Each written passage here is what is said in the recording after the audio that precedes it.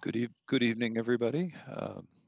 It being 6:30, I'd like to call the meeting of the City of Lowell Community Preservation Committee to order. We have a quorum present, I believe. And the first order of our business this evening is the minutes of our March 25th meeting. If I could have a motion regarding those minutes from a member, that would be helpful. 1 second. Move approval. Thank you, Eric. Do we have a second? A second. Thank you, Phil. Any discussion? If not, can we have a vote on the minutes? All those in favor?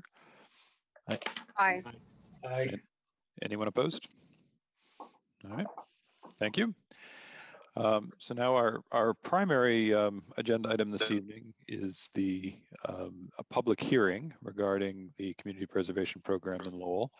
And I want to thank and welcome all the members of the public that are here. It's great to see this level of turnout. We are going to, so this will be the first public hearing I've run using Zoom, so forgive me if I am a little cumbersome with this. But what I'd like to request is if folks who are interested in speaking could just make that known by just putting a quick comment in the chat that you'd like to speak, and I will call on you in the order that those requests appear, and then make sure we get everybody who, and I'll give one chance at the end to make sure that anybody who has any difficulty with the chat function also has a chance to speak, but that way we won't have everybody trying to speak all at once.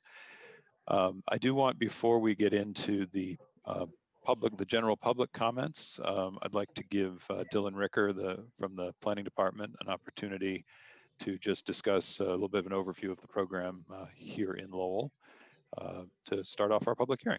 So Dylan. Thank you, Chairman Bakey. So I just want to give some background on the Community Preservation Act. So the City of Lowell passed the Community Preservation Act in the 2019 municipal election, and they approved a 1% surcharge on local property taxes. And those could be used to fund historic preservation, open space, recreation, and community housing projects. The goal of this hearing is to get community input on where the public feels that the funding should be spent, get an idea of where people feel how the spending should be broken down between the three categories, and get an idea of the types of projects they'd like to see the fund support. There is a requirement that the funding, that at least 10% of the annual funds brought in from the Community Preservation Act be used toward each of those three categories: open space and recreation, historic preservation, and community housing.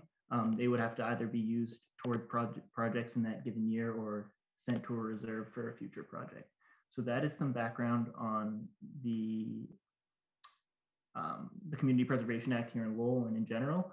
We also have a survey open that if you all have an opportunity and haven't filled it out yet, if you could fill that out and give your feedback that way as well. Thank you, and you can let me know if you have any questions. Thank you, Dylan. So we'll open this up to the members of the public that are here this evening. First person who's requested to speak is Jim Wild. Hi, Adam. You're doing a great job mastering Zoom. Is Kathy Mercado available? Kathy, I know you're there. Are you muted, or do you want to speak? I just sent you a text. I'm here. Okay, Kathy, do you want to go ahead? Sure. Okay. Hi, everyone. Good evening. My name is Kathy Mercado, and I'm the Associate Director of the Merrimack Valley Housing Partnership. I'm glad we are having this forum. Right now, we have an amazing opportunity to create housing equity in the city of Lowell. The city of Lowell has, for over 25 years, promoted down payment assistance for first-time home buyers using home funds. This has allowed many families realize home ownership. However, it has multiple restrictions that CPA funds don't. We need to come up with ways to continue and promote housing that's affordable in our city. A good example is One Plus Boston program, which is a collaboration with the City of Boston, Mass Housing Partnership, and Mass Affordable Housing Alliance. We could adapt this program here and call it One Plus Lowell. This program would open the doors for more families to close the generational wealth gap. I know that numbers matter here. Let me share the achieved statistics from the One Plus Boston program. Since mid-September 2020, One Plus Boston has closed 52 loans. That consists of condos, single families, and multifamily homes. 80% of those loans were obtained by head of households of color. A home buyer with an annual income of $73,000 was able to purchase a 3-family home, receive down payment assistance, and has a 1.25% fixed interest rate for 30 years. Last year, the City Council voted to create housing equity, and this is the opportunity to take steps in that direction. Thank you for your time, and we look forward to further discussion. Jim and I. Thanks, Kathy. I just want to add, essentially what that does is, what that program in Boston does, that we would love to see replicated in Lowell, is it uses CPA funds to buy down the interest rate on the MHP1 mortgage product, which is probably the best mortgage product for first-time homebuyers in Massachusetts. So essentially, the way the Boston program is set up is, if a household earns 80% or less of the area median income, the CPA funds are used to shave 100 basis points, which is 1% off the current market interest rate on the mortgage. And if someone makes 80 to 100%, it takes out 50 basis points, which is essentially half a point. So basically, it takes the CPA funds, uses it to buy down the interest rate, and that enables a relatively small amount of money to leverage a lot of real estate purchases, really targeted to low and middle income earners. So I can't think of a better way to spend the fund. And so anyhow, thank you, Kathy, and that's what we wanted to say. Great, thank you. We have Peter Osella wishing to speak. Hey, everybody. I just got it in my head that I wanted to come on here and make a pitch for the Smith Baker Center. It is the largest unrenovated historic building I think we have in our downtown or in our historic district. It's really, it's something that the City Council on a number of occasions has voted to, encourage rehabilitation. The problem is it's getting more and more expensive as the years go by. I am not at all up to date as to whether, I know the city has had multiple arrangements at different times with the Coalition for a Better Acre. I have no idea if that's still in effect. I have not talked with them. I know nothing. I'm just pointing out that that's a building that is deteriorating. And I think in terms of allocating some money from the Community Preservation Act for preservation would be a good thing. And I'm talking making sure it's secure, weatherproof, and stabilized until a developer can be had to do a proper renovation. I hope to hell that happens someday. But just, in the interim, I believe that place has deteriorated quite a bit since it first went on the market, so to speak, from the city. Last time I was in there, the city was using it for storage. And frankly, I just think that's inappropriate. I think it really needs to be cleaned out and, shouldn't be a place where you keep your kindling and leftover debris from public works or buildings or wherever. So that's my whole pitch. I just hope that some of this money can go to something in preservation. And this is the building on my mind as one that's where the chances are dwindling as the years go by. And I think it's been empty for like 17 years or 18 years, something like that. So that's my 2 cents. Thank you very much, Mr. Chairman. All right, thank you. Just to clarify a point there, for those who aren't aware, that we are actually required to use at least 10% of the total funding available for each of the primary categories that are eligible for funding. So 10% a minimum of 10% would be used for historic preservation, a minimum of 10% for affordable housing, and a minimum of 10% for open space projects. Obviously, that leaves a lot of room for discretion in the balance of the funding, but some will be used for all of those categories. Next on the list requesting speak is John Hamblett. Thank you, Adam. It's been a while. It's good to see you again. There are two areas that we are interested in. I'm representing the Pawtuckettville Citizens Council. The first is obviously, if we're going to be looking at opportunities in open space, we've had a couple real good open space plans. And so that would give us a lot of direction. We are particularly interested in the wildlife corridor between the state forest and the Merrimack River. That's about 90% done, especially with Jane Calvin's trust managing the Varnum family Hawk Valley Farm. And it seems as though we only have to make a few connections in order to create this wildlife corridor between the state forest and the Merrimack. The second is similar to Peter. We're interested in historic preservation.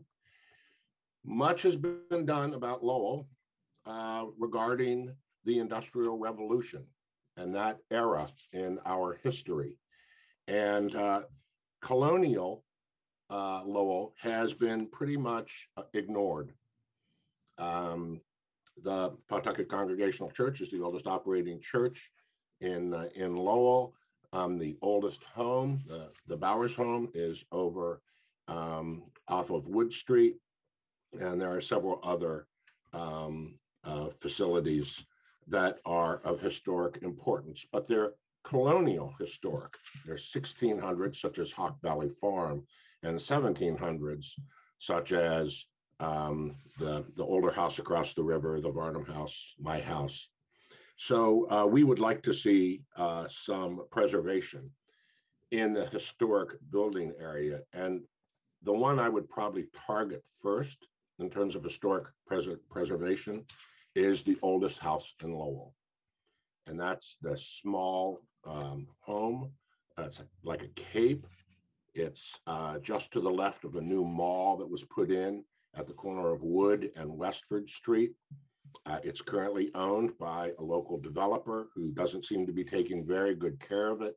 And it seems as though we've lost a great opportunity to preserve an important part of Lowell's history, albeit colonial history. So let's take a look at the open space plan and consider a wildlife corridor from the state forest to Merrimack. And in terms of historic preservation, could we look at Lowell's oldest home and how that could be preserved better than it currently is? Thank you very much. Thank you. Kim Scott. Hello, thanks for having me. I just wanted to make a short comment. I was really interested in the possible restoration of the boat ramp at the Muldoon Park. We have this beautiful river that is very much utilized in the neighborhood and in the city. There's a concrete ramp there. It kind of looks like it's falling into the water. I'm sure some people have used it anyways for their kayaks, but a handicap accessible, kayak, canoe, fishing area would be incredible. We just spent a lot of money doing the Concord River Greenway walk, improving it. The other area that would be incredible is if there was work done around Centennial Island to make it an open park for people to use in the area. There's a lot of old mill remnants left behind in that area there. So even, maybe incorporating that into the park. So those were my two things that I'd really love to see for the city. In South Lowell, a lot of the older residents here talk about there used to be more kayaking, canoeing, swimming in the Concord River even. And it would just be a great resource for the people in Lowell. Thank you. Great, thank you. Just want to remind everyone, including those who are joining us just now, that if you are interested in speaking this evening, and just in order for us to keep organized via Zoom, if you could just post in the chat your interest in speaking, that would be very helpful. and I will call on you in the order that folks request. So the next person who's requested is Connie Martin.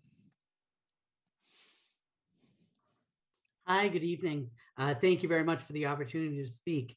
I'm on tonight representing community teamwork, and we're really here to bolster support for the program you've heard about, the replicating One Boston here in One Lowell to support affordable housing and to support individuals making investments in our community.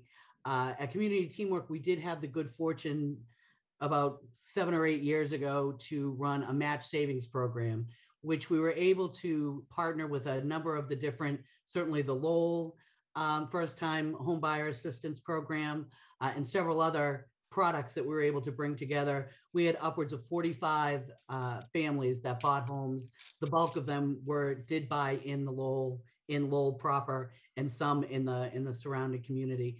And again, we had the opportunity to see what an impact that had on those specific families, but also on the communities that they became part of. So seeing the value of that investment really is what prompts us to want to, again, lend the support of our agency as well to replicating that kind of opportunity for citizens here in the city of Lowell, being able to build a product that would allow them to have greater flexibility in terms of being able to reduce. Obviously, interest payments would have a huge impact on their ability to borrow and establish their household, and also having greater flexibility and innovation around gap funding, around being able to add in additional down payment support that can really make the difference. And it can sometimes be a very small amount of money that can tip the scales for a family in taking them into that establishment of buying a permanent asset that will then support their family for many, many years to come. So we are a proponent of this new initiative, hoping we can bring it to Lowell so that our citizens would be able to take advantage of that. And we'd be a very willing and enthusiastic partner in working with the Merrimack Valley Housing Partnership to be able to bring this to fruition. And we thank you very much for your time. Thank you. Thank you. Fred Faust. Thank you, Adam. And it's great that this program exists. And I know I can see from the comments and requests here, you're going to have a very difficult time. But this is obviously a long-term enterprise. So congratulations. Is it possible to share a screen here, Adam? I think it is possible. I'm not sure what we need to do to make it possible for you. Let me see. Adam, you have to make him a co-host. Yeah, no, I think you may be able to share your screen right now, Fred. yeah, I don't think I run this. I don't run that part of the meeting, unfortunately. I don't have that power. It's not essential,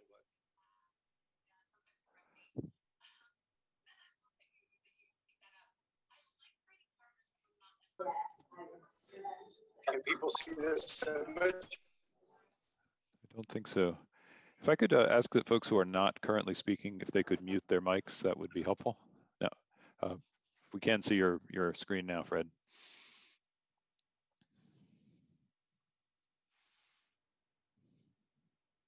That's all right.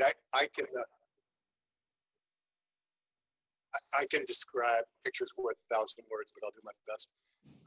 I'm wearing two hats today. The property I wanted to talk about first were the Gorham Street properties. It includes Danis Market. Landmark is the second building, although that's spoken for. And then you may know the third building is the Old Fish Market. I've been working with the city, the Division of Planning and Development, and Steve Stoll. The Danis building and the Old Fish Market are in very severe states of disrepair. The city has put the X's on both of those buildings. Those three buildings are some of the oldest in downtown Lowell. They date back to the middle 1850s. I've also talked to the Lowell Plan and the LDFC about possibly assisting with renovations. The owners, unfortunately, have not been very cooperative, but I would just like to put this on the agenda for the board as very important buildings that are really in immediate danger. It's somewhat surprising they haven't burned down or been taken down to date. And I'll forward you the specific addresses of those properties. The second hat I'm wearing is as co-chair of the Waterways Action Group. And we had a discussion today with Jay Linehan and John here who work with us on a regular basis.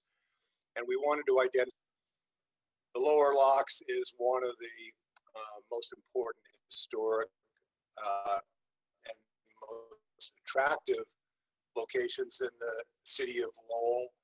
It also has the benefit of having the community of shipbuilding throughout New England when they brought the boats up. It is in, again, disrepair, and in fact, at this point, there's no ability to take the boats through the locks anymore, and this is a project that's going to need very substantial renovations. Ed Kennedy was able to get several $100,000 to get this started, but this is literally going to be a community project that needs a lot of attention, and it'll be a long effort to bring this back, and it appeals to local people, tourists, business community, and it has significant ability to access the canals, which is not the case in a lot of locations in Lowell. So I just want to put those on the roadmap, and we would be glad to work with you on any of those endeavors. Great. Thank you, Fred. We don't have any other folks who have requested to speak via the chat. Is there anyone else here who would like to speak but hasn't put it in the chat? Could I say something, please? Sure, Paul, go ahead. Thank you very much. All good ideas that I've been hearing so far.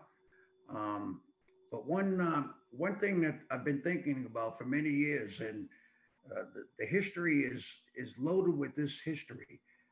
We're not, although the national park does touch on it, but I was thinking on the lines of a museum to recognize, or maybe a living museum to recognize the Native Americans that have lived along our Merrimack River. I've been to other communities, especially up north, where they've had a building they've had artifacts and taxidermied animals and canoes and all the things that the tribes in that area that lived there were there.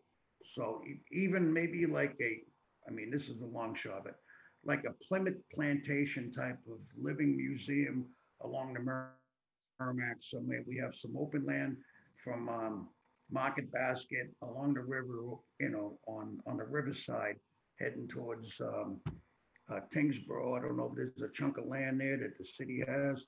But anyway, I was just thinking on those lines. We don't really recognize our Native American heritage in the area. So I'm just putting it out there. That's all. Thank you so much for your time. Thank you. Jane Calvin has asked to speak. Thank you, Chair. Jane Calvin with the Lowell Parks and Conservation Trust. First of all, thank you so much for the efforts of the committee. I've sat through a couple of your last meetings and appreciate all your efforts. I know you'll have some tough decisions ahead, and I'm really glad to see so many people on this call.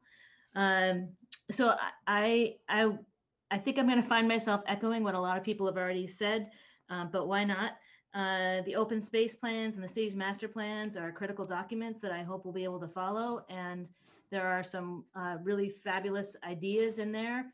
Some may be a little bit more hidden, but I just want to make sure that that we're, being true to those documents that so many people have worked hard on, including some of the separate neighborhood plans.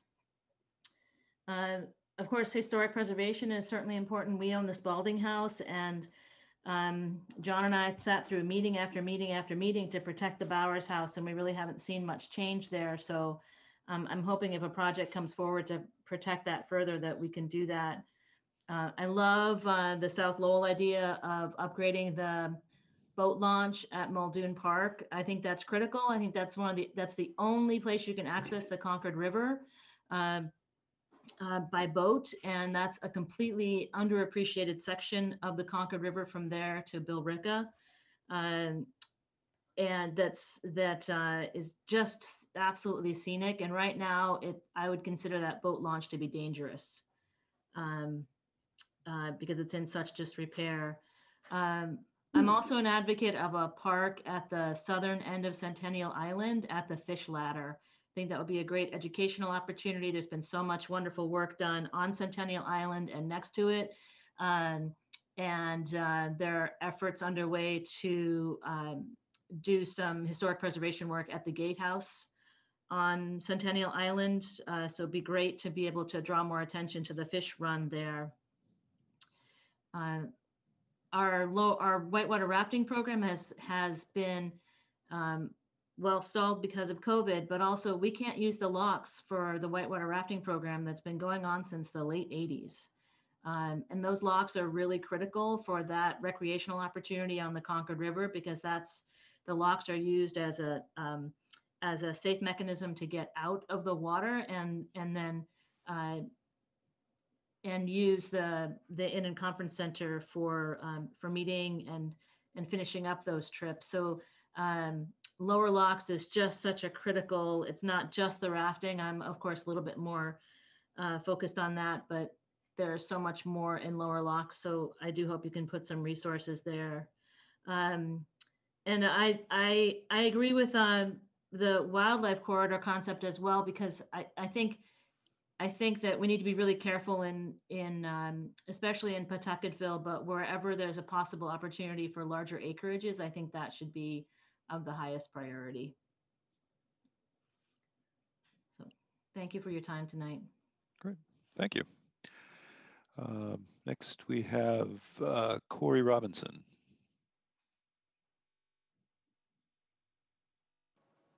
How's it going? First, I'd like to say thank you. I'm glad a lot of people very interested in this.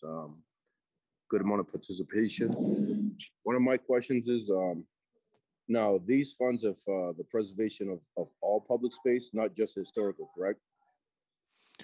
Well, there are 3 target areas, and actually a 4th. There's 3 required areas, which are, again, historic preservation, affordable housing, and open space acquisition or preservation. The 4th area is recreational programs. Okay, so again, have we been looking at any recreational programs that kind of target areas of in desperate need of affordable housing and lower income? Over in my district, some of these funds, again, if you look around, we have so many children, toddlers up to say age 8 or 9, that don't really have access to a splash pad or any recreational activities. And being a low income to moderate income area, a lot of people don't have transportation or opportunity to get to Drake or Shed Park or to get to Avenue C where the city has placed them otherwise. We've shown, the community has shown, like in the Gage Park program, we can get out there and fundraise what we need to. And I think that's something that I would love to see happen in the district, to where we could provide an opportunity to, again, moderate to lower income families that might not have otherwise opportunity to do something like this. That in the Riverwalk area over in the district, that has been talked about for years. I know State Rep Golden has been instrumental in trying to do something down there. We have a study currently going on for the district regarding bike lanes. They were kicking around the notion of coming over Bridge Street and kind of routing through the interior of the city, whereas we have all that underdeveloped area right along the river, which I don't know if that would qualify for some of these funds, but that might be something worth taking a hard look at also. Great, thank you. Marty Hogan. I would like to thank everybody for being here tonight and for putting this on. I think it's very important that we make sure that whatever we do with these funds and that we end up using them for, we have a open and transparent discussion with all of the residents of the areas that will be affected. I think that we need to have as much input involved in this as we can. As Corey just said, in Centerville, and that's where I'm from as well, I know that there are many open space parks that could use a lot of help and funds to, make them even better and more accessible than they are at this point. I think that historical preservation of spaces in Centerville and the rest of the city would be very important. But again, I want to make sure that we're open and transparent and that we get all of this information out to as many of the residents of every area, especially mine in Centerville, so that we have a voice that can be unified and when we see what the actual people of Lowell want. Additionally, I think this is a great opportunity to make Lowell even better and bring more people in, both families and renters, workers, and other economic investment in the city. So again, I just want to make sure that this goes out and that everybody, and we will work at CNAG to make sure that information gets out to the public at large, and anything we can do to help you with that, I'd appreciate it. But again, I just ask, and I just ask you to remember to keep it as transparent as we can for everybody. Thank you. Great. Thank you. In keeping with that, if I could ask Dylan or one of the other DPD staff to just post a link to the survey in the chat, so anyone who's on this call can have access to that as well and forward it. We definitely welcome and encourage as much participation in that survey as possible. And one of the goals there is to hear from residents even beyond the folks that could participate this evening. So thank you for encouraging that. Bobby Tugbieli. Adam, great job with my last name. Oh man. 10% of the CPA funds go to you. As they say, that there's no such thing as a bad idea, and everyone has a what about me.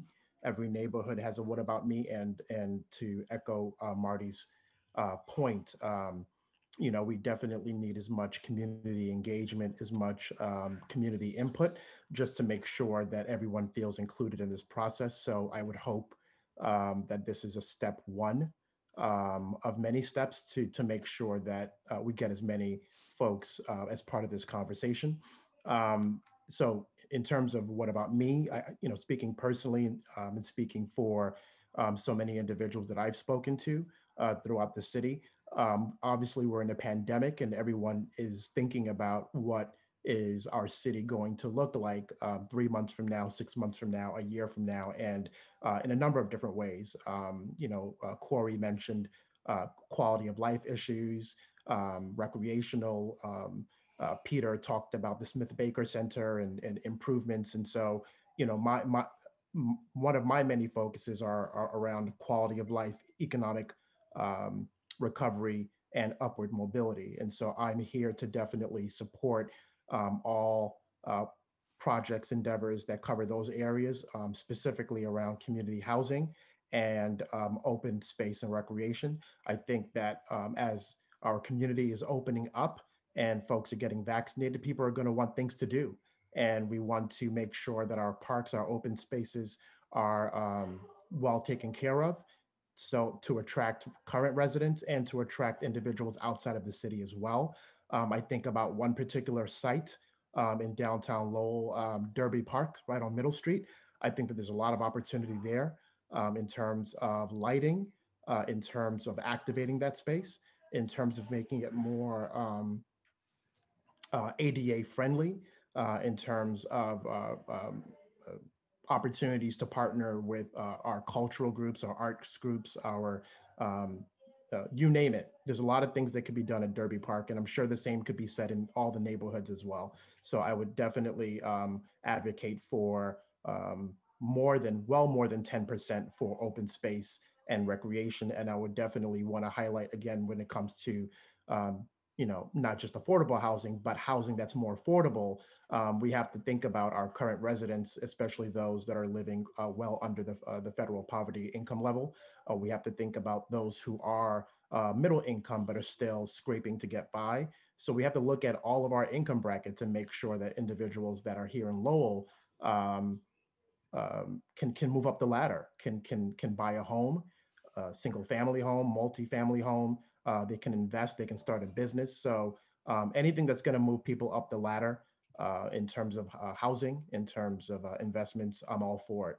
And as we are in a pandemic, people want to make sure that Lowell is in a better shape, tomorrow than it was last year. So again, quality of life, open recs, in space, community housing, and definitely, shout out to Paul Belay and his recognition of our indigenous peoples. They need some love too. So shout out to Paul. So shout out to you, Paul. Thank you. I believe Deb Belanger, you were raising your hand. Was that because you would like to speak as well? Yes. Okay. Oh, I'm not muted. Sorry, I was. I just wanted to say I love the variety of ideas. I'm really interested in open spaces and outdoor recreation. I love the idea that Kim had with the boat ramp and things like that. But we have to keep in mind, and I do love the wildlife corridor. I live in Pawtucketville, so I'm very familiar with the state forest and Hawk Valley Farm. And I love the fact of the wildlife corridor between the Merrimack River and the state forest. But one of the questions that I had,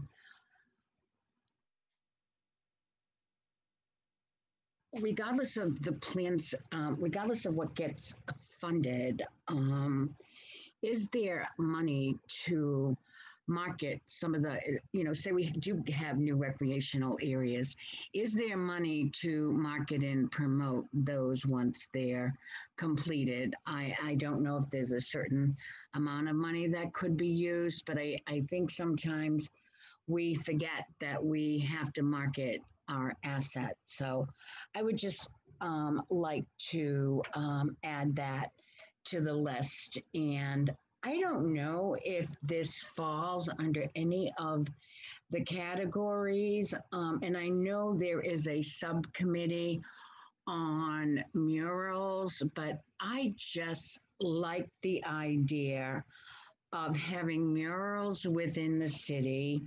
It could talk about the Native Americans, Paul, if we had some buildings in Pawtucketville, and it could talk about, some of the colonial life. We have all these artists, and I just think that would be something neat if we had a comprehensive mural program in the city of Lowell. That's all I have to say. Thank you. I believe John Hamblett requested to follow up with further comments. Yeah, thank you, Adam, and thank you for the additional time. I was listening to Jane Calvin speak, and Jane or Commissioner Varnum, either of you can jump in and help me with this. There is a very large parcel of land. It's about 10 acres. It's currently owned by DOT, and it's between Varnum Avenue and Merrimack River. Jane, is that a fair description of it? And it is adjacent to Hawk Valley Farm. It's totally undeveloped. And I would have thought that the cost of transferring that from Mass DEP to the city of Lowell would be almost zero. I know Doreen is here from State Rep Tommy Golden's office. So this has been brought up several times before. I just wanted to identify this parcel. It's listed on GIS as 495.1 Varnum Avenue, and it's owned by DPW, Mass Highway, DOT. It's owned by DOT. That's all. Thank you very much. Thank you. Do we have anyone else who would like to speak?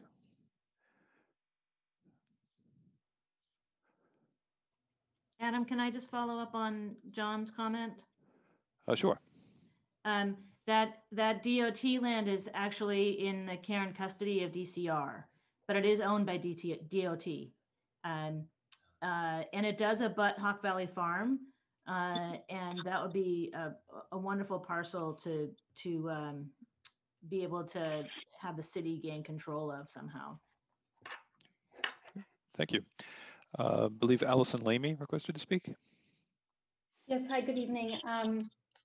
Thank you so much. I apologize, I came late, so my comments might have been said already by someone else, so my apologies in advance. But I certainly don't envy the committee that has to make decisions on the use of these funds. There's so many worthy projects in the city. But what excites me about the CPA is the potential to unlock some of the financial barriers to redeveloping some really key signature buildings in the downtown. Buildings like the Hildreth Building, the Wyman's Exchange, the block where Dana's was on Gorham Street. Whether it's historic preservation and or affordable housing, there's some real opportunities in these buildings, and they're so significant in our downtown, and there are a lot of financial hurdles to redeveloping those. So the access to some CPA funding to help with that is, would go a long way, and it would be exciting to see some of that used for those types of projects. Thank you. Thank you. I apologize Adam? for only using a first name, but the next person who requested was Mona. Hello, thank you very much for your time, and thank you everybody for speaking. I just was wondering, and some of my thoughts is I actually live in the Centerville area as well, and there are a lot of dilapidated homes, and there is open space that homes can be built on. So I'd like to see some of the funding going to that and some improvements, just all around. I also think that as far as, the housing goes, I think if there could be more funding towards more equity and inclusion of our diversified city, fair housing all across the board, no matter what area of the city that you live in. There are some parks around here, but the parks, like I live by Eagle Park, which is a nice park, but it's not a park where you can really, there's one bench to sit in. There's not a lot of benches if you want to sit with your family. There's not a lot of space for, a lot of families to sit there. There is the basketball court, that type of thing. But I think those type of things need to be looked at as well.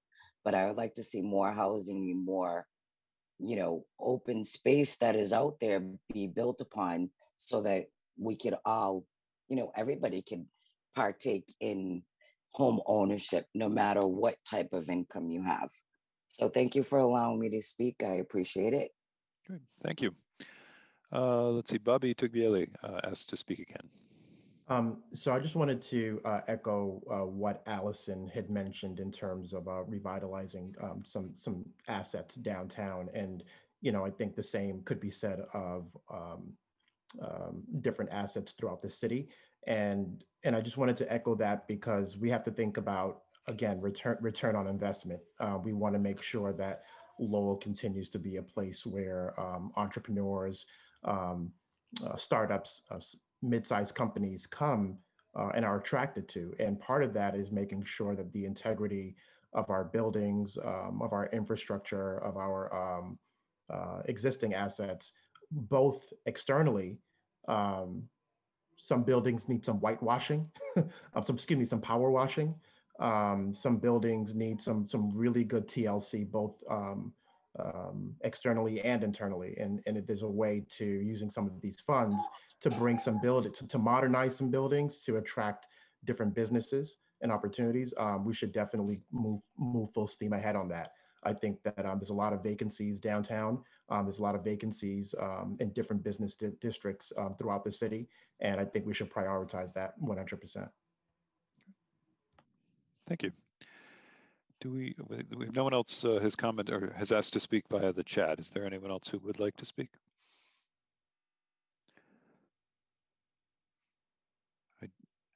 I do know we have a couple, I believe, members of the City Council who are on the call. I just want to give you an opportunity if anyone has any comments.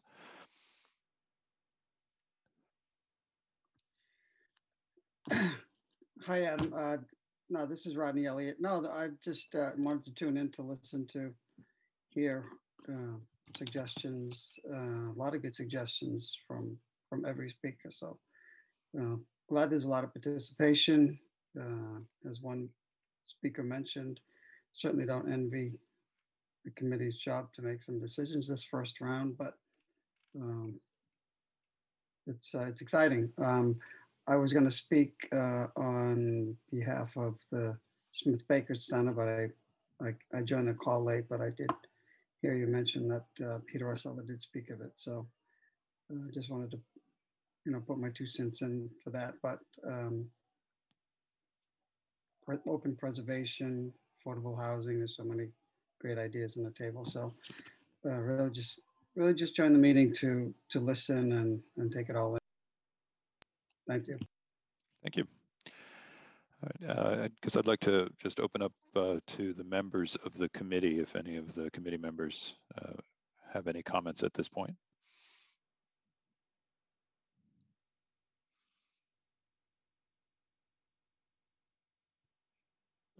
Thanks, Adam. I just wanted to say, at least from my perspective, I really appreciate all the folks who took their time this evening to show up and talk to us as members of the committee. As folks pointed out, this is our first time going through this process, and it's going to be a learning experience, I think, for all the committee folks and for all the people that bring forward projects. But as always, getting feedback from people in the community is really important about where we as a committee should make our recommendations about how the city council ultimately appropriates these community preservation funds. And I also want to kind of, as a just thinking about process, just so folks are aware that this is part of our role as a committee in preparing a plan that's going to ultimately get presented to us and then to the city council for their approval. And then we anticipate that later on in 2021, we will actually be having openings for project proposals from folks. And so I know that a lot of the nonprofit representatives on the call are already aware of this process, but just for all the community members, keep your eye out on how this process goes forward, because the next major step will be people presenting projects to the board and us making actually decisions on which of these projects are going to be funded. So, the more people that show up and participate, and the more people that give us their thoughts, I think the better the end result will be for the city. So thank you, everyone. Thank you, Member Slagle. Hey, Adam. Yep, Member Shea. I'd like to just thank the public for the participation tonight. I'm really impressed with the number of participants that have either spoke or, for that matter, have tuned in to view the meeting. As a member of the committee, I can tell you that there's a lot of work to be done.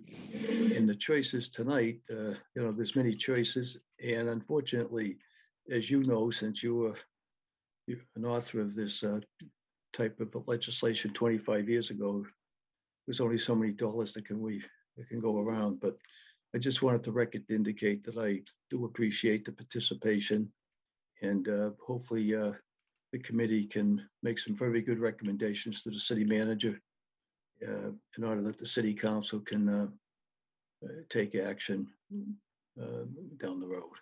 Thank you. Thank you. We have had a couple more members of the public request to speak via the chat. So if the members of the commission don't mind, I'm going to call on them, and then we'll come back to commission members, or committee members rather. Louisa Varnum. Good evening. Thank you. Uh, I've been on the Conservation Commission for many, many years, as some people know, and that is an area that I'm particularly interested in. I've seen this city, I've overseen over 700 developments during my tenure on the commission. And one thing that I think this committee can really focus in on is you know, well, I'm sorry, I don't have anything written down, but I'd like to have the committee look at things in a measured way in the aspect of open space and historic preservation are not going to be available in some cases if you follow the path of maximizing affordable housing. So you do need to look at what's available for open space preservation. You do need to look at the buildings, such as we've heard people mention downtown, that are really in a perilous condition, as well as our oldest house in Lowell. And you know, that those things aren't going to wait. I love the programs that Lowell has had in the past about you know, helping people become homeowners. We've had some successful programs. We've been very successful in getting money for low-income housing without mentioning any specifics. And I think this committee can help with that. But there's been very little money directed to individual properties and open space as far as preservation of those particular things. I applaud projects like they've just proposed downtown for a condo project rather than affordable housing. And I think that's the way to get people into home ownership and get your neighborhood stabilized. And I applaud that. I'd like to see more of that, but I'm not sure that that this is the best way to fund those things because of the amount of money that's available. And I would like to see more put towards the open space and the historic preservation, which are kind of the unappreciated parts of what this committee can do. And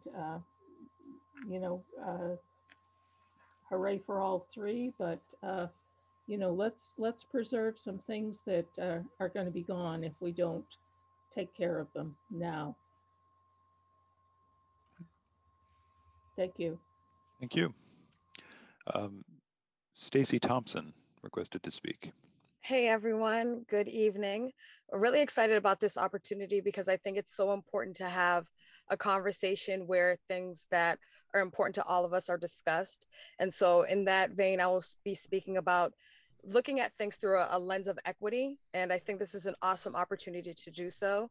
Last year, the City Council did vote to have a host of things they endeavored to do surrounding equity. And one that I will speak to is housing equity. And, it's really important to look at housing that is affordable. And I think that is key to really revitalizing a city, and to not just revitalizing a city, because I think we also have to consider that a city is not just numbers, but it is people. And so reinvigorating people and the belief in themselves and their belief in kind of their piece of the American dream, so to speak. But also looking at things like, ADA development, because that's also something that is really important to make sure that there's inclusivity. So whether it's looking at all the downtown spaces and making sure that people have access, or, just looking at the variety of buildings, and obviously, Lowell being a historic building, there are lots of places that do lack access, and making sure that that's not the case, whether it be for the elderly resident or a child that may be learning how to walk, or a child that does not have the ability to walk, and making sure that they have that access. but also, looking into the development of specific spaces and really thinking outside the box, maybe including STEM in the way that we look at our recreational spaces and being innovative as opposed to just always repeating, something that has been done, just like throwing some flat top down instead of potentially thinking about other opportunities and alternatives for our kids, because guess what? They do deserve the best in Lowell. So I'm just really excited because this is an opportunity for so many measures of collaboration and where we can hopefully potentially meet in the middle. Thank you guys so much and have a good night. Thank you. All right, I will return to any other members who of the committee who wish to comment on things they've heard this evening, or more generally. Sure. Thanks, Chair. I appreciate everybody for joining us. It has been really fantastic hearing all these ideas. I look forward to taking a bike ride and going and trying to dream these dreams with you.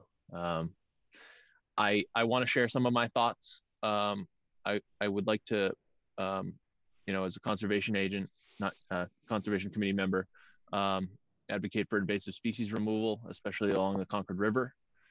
We've talked about trying to activate that in a couple of these ideas. And every time I'm down there, I'm looking at the bittersweet and the Japanese knotweed, and the landscape is changing, the trees are getting choked out.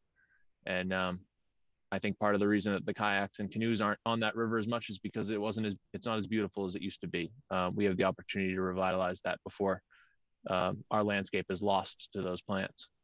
As a private citizen, I'll be advocating for the recapturing of abandoned properties. These dilapidated and abandoned buildings and lots. I hope to find a few of them that can be put to better use. And as the founder of the Lowell Litter Crew, I would like to advocate for a couple options of ways to make our money stretch a little further by creating direct action volunteer opportunities to help construct some of these neighborhood parks and be able to really enhance some of the beauty and infrastructure that already exists in our neighborhoods. Thank you. Thanks. Do we have any comments from any of the other members?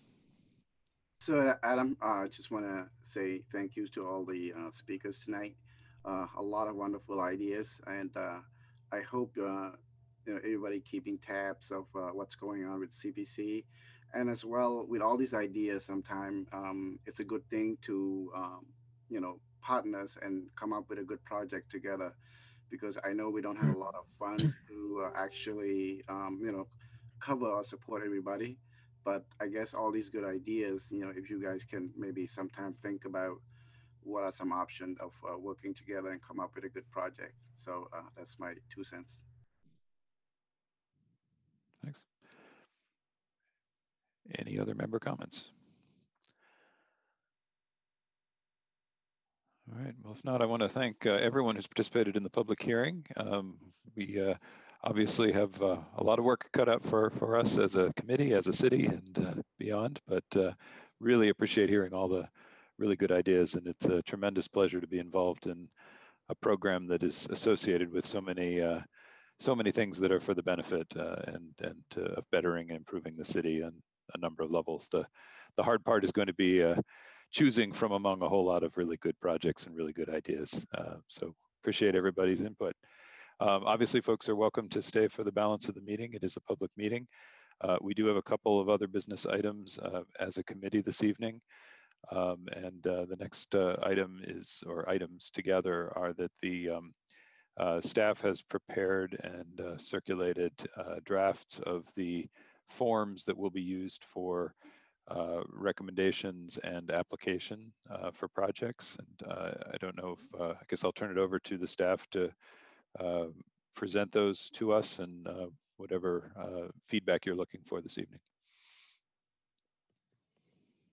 Yep, so these are pretty similar to the form we presented at the last meeting.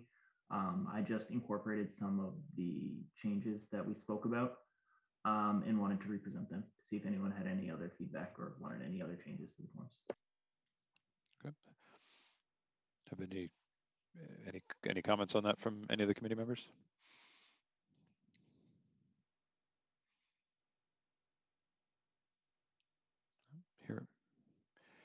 Hearing none, thank you. The next item of business for us is the first annual appropriations vote, where I guess we have to vote an appropriation of the funding to allocate portions of the funding to the required categories, or recommend to the City Council the appropriation of the funds. I guess, again, if Dylan or a member of the staff can present that to us, that would be helpful.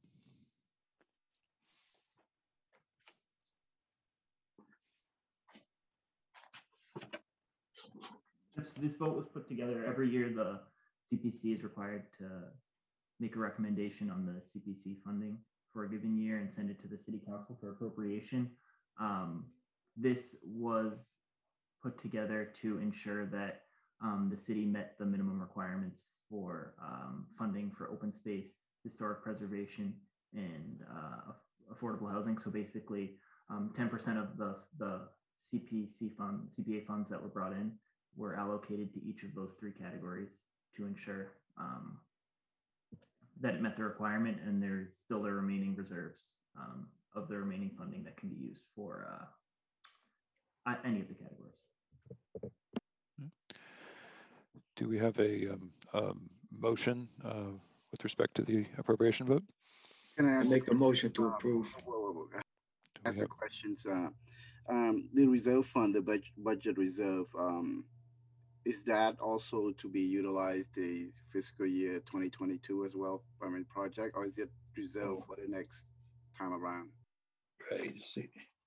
So if I could chime in real quick, I talked to Connor Baldwin, who's the civil CFO, and he reached out to the Department of Revenue to make sure that we were doing, this is being our first annual vote on this appropriation, to make sure that we're doing this correctly. These numbers are anticipated numbers for fiscal year 2022. So starting in July of 2021 through June of 2022. And this is an estimate of the 1% revenue that we will receive during that time. And so similarly to how the council has to set a budget and do their appropriations prior to the beginning of a fiscal year, this is a recommendation that we're going to send to the council that they will vote on to take the money that comes in during fiscal year 2022 and basically divide it into these 5 buckets. So we will have access to those funds in addition to the funds that were brought in fiscal year 2021, and then I believe there are even some funds brought in fiscal 20 that were already put into these buckets prior to the formation of the Community Preservation Committee. So this is not the limit of the funds that we will have access to, but it is the FY22 allocation. And we're just basically, we're making a motion to have the City Council appropriate the minimum required amounts into these accounts, so that when we go to approve projects, we will then say, we're recommending you take money out of account B because this is an open space project to fund this. And so there's going to be a companion votes during the project approval, project recommendation part of our job, where we say, take money, we think we should take money out of that bucket to pay for this project. So I hope that explanation helps. I know it's a little bit. That was good. Thank you. Adam, I have a question. Yep, please. I have a question to Eric Slagle. I'm under the impression that the committee makes a recommendation to the city manager. It's up to the city manager to accept or amend our recommendation and forward it to the city council is that, do I misunderstand the procedure, or is that the procedure? I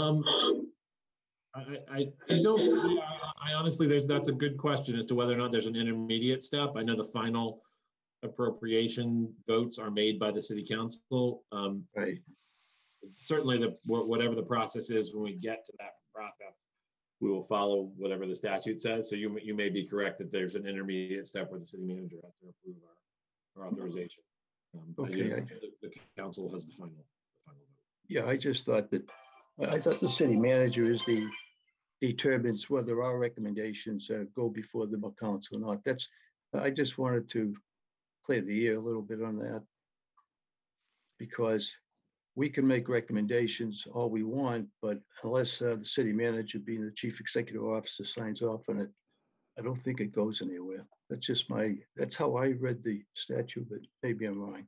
Thank you. No, you're probably right. You're very good at that stuff, Phil.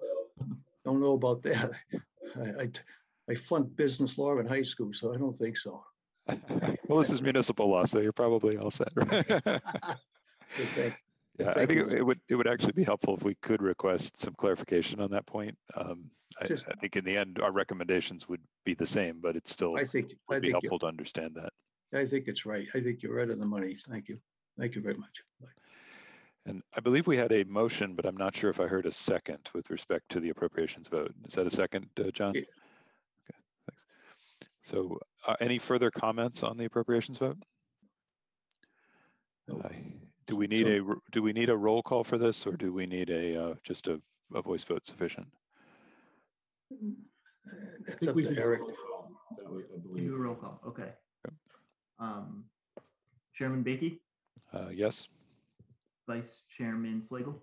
Yes. Member DePesa? Yes. Member Gallivan? I believe she may have had to leave. So Member Linehan? Yes. Member Liang? Yes. Member Shea? Yes. Member Butenhuis? Yes. Member Keith Mullen? Yes.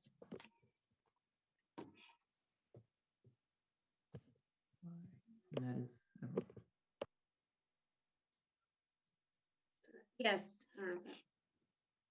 that is everyone. Yes. That is everyone. So the motion passed. Okay, thank you. Do we have any? Doesn't appear we have any notices this evening. We do want to open up to any further comments from any of the members. Nope. Okay, then I guess we can solicit a motion to adjourn. Before you do that, Adam. Oh, go ahead. Unfortunately, I missed the last meeting. I couldn't get on for some reason, but I did have the availability to watch you guys on TV. So it's nice to be here tonight, and it's nice to share the enthusiasm that everybody else is showing for this thing. So, right. Adam, I just want to add. Can you hear me? Yep. Yeah. I just want to, before we close, I just want to say thank you to all the staff and those who helped outreach that, right. Unity members to participate tonight. It was really, really a great job. Everybody that's helping out outreach to the community members, and hopefully we're going to have some, good turnout in terms of participation to all these important projects. Thank you. Thank you. Very well said. All right, well, do we have a motion to adjourn from? This is usually not the hardest motion to solicit. Motion to adjourn. Thanks. Do we have a second? Second. All right, all in favor? Aye. And any opposed? All right. Thank you. And thanks to all the public as well as the members for a successful public hearing. And we look forward to continuing the conversation and doing some great projects. Thanks, everyone. Thanks, Adam. Thank you. Thank you.